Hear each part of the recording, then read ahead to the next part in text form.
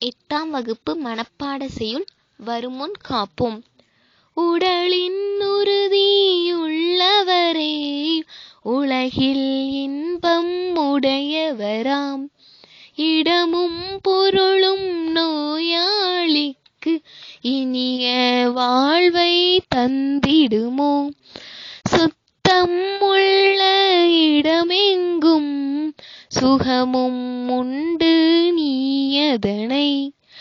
நித்தம் நித்தம் பேணுவையேல் நீண்ட ஆயுள் பெறுவாயே.